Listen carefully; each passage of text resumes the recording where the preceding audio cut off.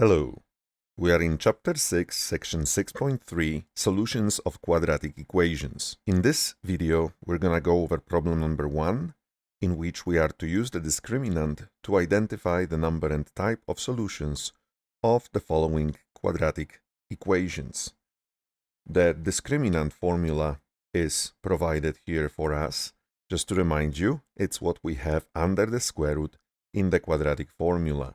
So we need to identify a, b, and c to be able to figure it out. So let's compute the discriminants of the following equations. In the first one, a is 4, b is -5, and c is -6. So the discriminant will be the -5 squared minus 4 times a is 4, and c is -6. The square of -5 is 25, and 4 times 4 times -6 is 96, and 25 plus 96 is 121. In the second equation, a is 1, b is 6, and c is 13. So b squared is 6 squared minus 4 times the 1 and 13.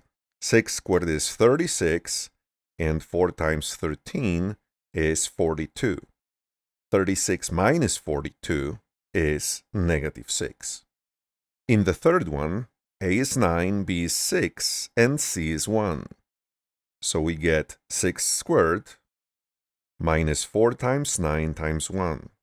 6 squared is again 36, and 4 times 9 times 1 is also 36, and 36 minus 36 is 0.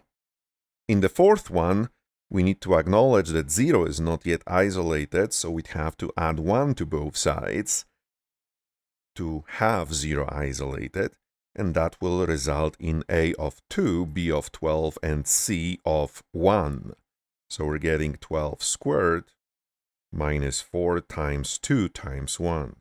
Now 12 squared is 144, 4 times 2 is 8, and 144 minus 8 is 136. Finally, in the last one, a is 1, b needs to be figured out after adding x to both sides, and it's gonna be plus 1, and c is 3. So we have 1 squared minus 4 times 1 times 3. And that is 1 minus 12, which is -11. Now that we have our discriminants computed, the number and type of solutions depends on them. So just to remind you, if the discriminant is equal to 0, then we get one rational solution. So that's what we have in the third one. If the discriminant is positive, then we have two options. We either get two real and rational solutions if that discriminant is the square of an integer. And we have that in part A, where 121 is the square of 11. So we get two rational solutions. And if the discriminant is positive, but not the square of an integer, then we have two irrational solutions, and that's what we have in the fourth equation in here. Finally, if the discriminant is negative, then we have two non-real complex solutions, and that's what we have in the remaining equations. I'm just gonna write complex. That means it is complex, non-real.